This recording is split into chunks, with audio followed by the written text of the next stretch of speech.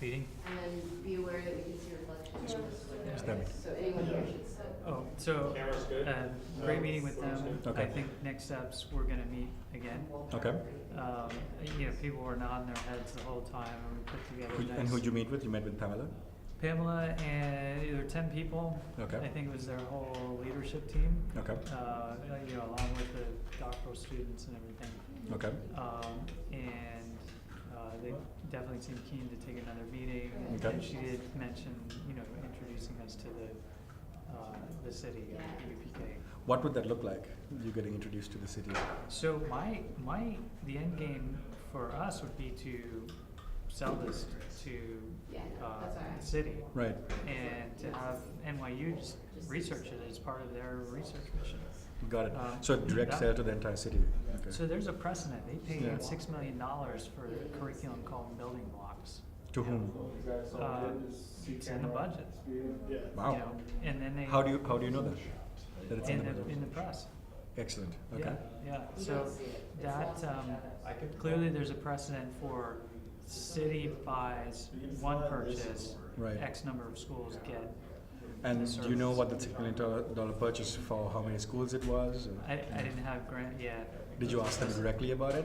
No, not No. yet. But Okay. that could be one for the follow up. Right. It's a little bit different because Building Blocks includes like stuff. Right. You You have a still- towel and a StepUp still. Yeah, exactly. But I think there's things that we do that they can't. There's so Right. much data, there's tracking. Would you right? replace the It would box? complement it. It would complement. Yeah. Okay. Yeah. And I'm trying to understand where this goes in terms of kind of a city budget, right? Like, I mean, how much? Where would I this think budget from? I think they probably have a UPK budget, and it would be Okay. a line item in that budget.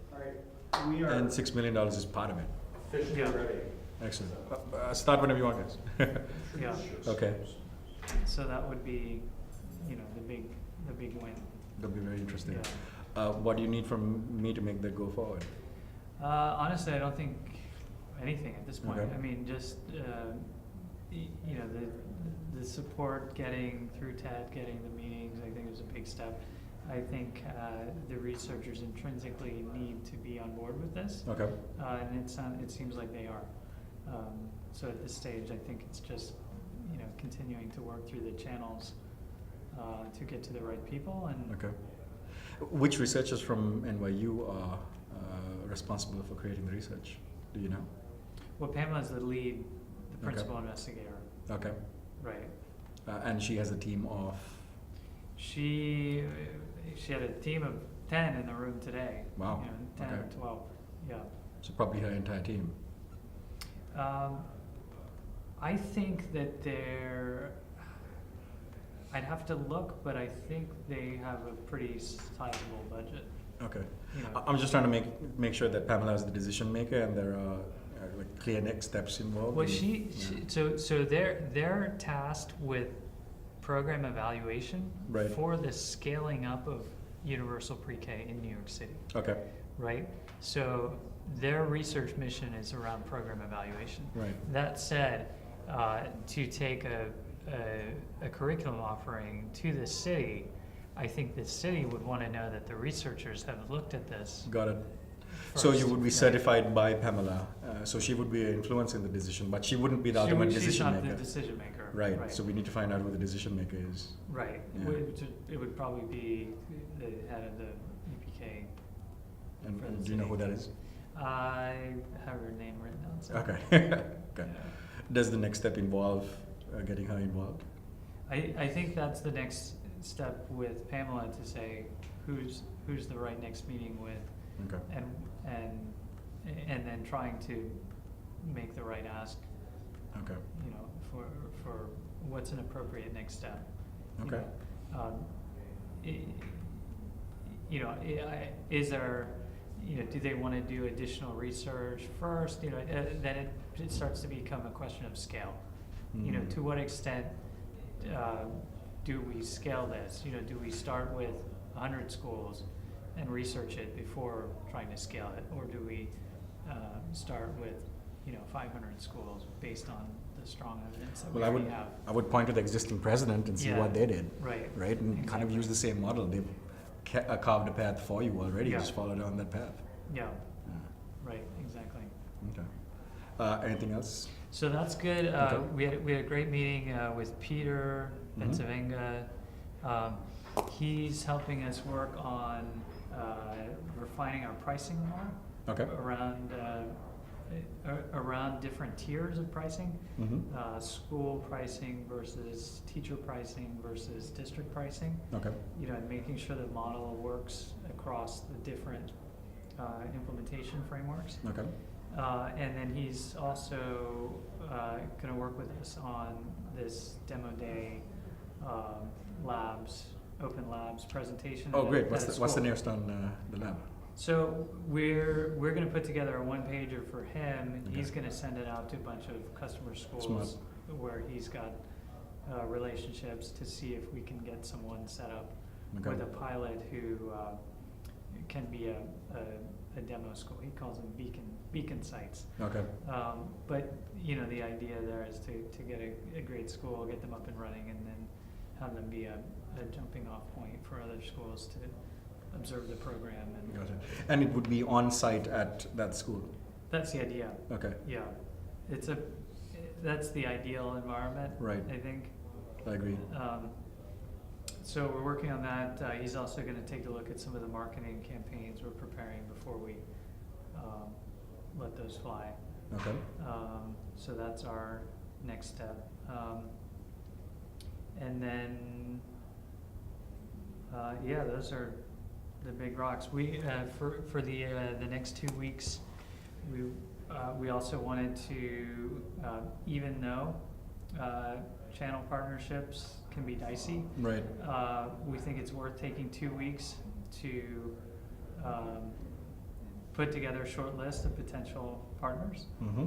reach out to them, let them know who we are, what we do, and see what comes back. Okay. And obviously the interest is one thing, but the devil's in the details. I mean, Right. structured properly, I think these types of agreements are worth kicking the tires on. Mm-hmm. And if nothing else, I'm more inclined to say it's good for competitors to know who we are and what we're doing, Right. because it may lead to acquisition opportunities later on. Yeah. As opposed to thinking they're going to try to replicate it or something Yeah. like And that. who is ideal channel partner? Give me an example. Well, we've talked about excluding the biggest publishers because we feel like they have too many offerings already in their Okay. in their book bag, and that you just end up lost. Right.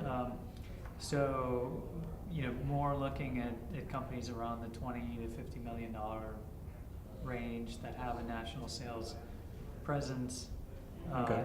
yet perhaps need additional digital products because Right. they're still working with legacy, or print. Have you spoken with people who have existing sales relationships with these channel partners?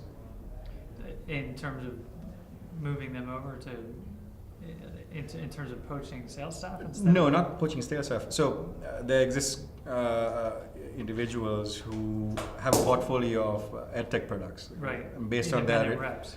exactly. Okay. Besides the products that they would sell for their own organizations, they also have these relationships and are able to navigate which channels and which potential customers actually have specific needs. Yeah. So it might be smarter to talk to a guy like Doug Roberts, for example. Let me introduce you to him, who has a lot of these types of relationships. He'll be able to help you navigate and prioritize which specific channels might be the most impactful, Yeah. rather than kind of reaching out to a bunch and seeing what sticks. Okay. Yeah, for sure. Curating that list and to the degree possible, would also be useful. Agreed. How are your lead mentors coming? Good. We met with Arthur again. Mm-hmm. Arthur too? Yeah, Okay. we met with Peter again. Okay. We weren't able to schedule yet a meeting with Silver, but we've been back and forth. Okay. Any that you have been trying to reach out to but have not yet said no or yes? I haven't heard, we reached out once to Jeannie Allen, and I Okay. didn't hear back from her. Jeannie's already committed to another company, so it'll be hard for her to open up capacity. Okay, Yeah. that's fine. Okay. But she's a managing director, so she's available and Right, on your behind you already. yeah. Sure, right, Okay. that's where we're at with. Okay. Last thing is, I saw that you had written out kind of a bullet form of the 3-minute pitch. We still need that. Next week, I'm really going to start Okay. working on that, and I would love for you to have gone through at least one session with Rebecca Wicker. Likewise. I think she's available tomorrow. She would position you in a better place for me to actually be able to help. So she'll Sure. help you structure it. Okay, Just talk to Arthur and schedule some time with her and set up a Skype call. okay. Cool. Awesome.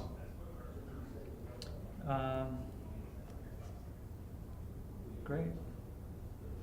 Thanks. Sounds Great. good. Yeah. Cool. Good man. Right. Always a pleasure. Camera set? Wait, not yet. Or is there another one after this? Yes. Yeah. Let's just keep going.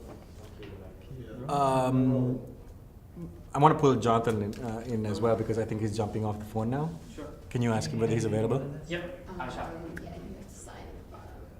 On behalf Top of is we just adding the another page, person? just- Yeah, print. Yeah, Jonathan Harbour. So No, three sorry, people. this side. Would that be okay? So it'll be Alright, we should- Right here.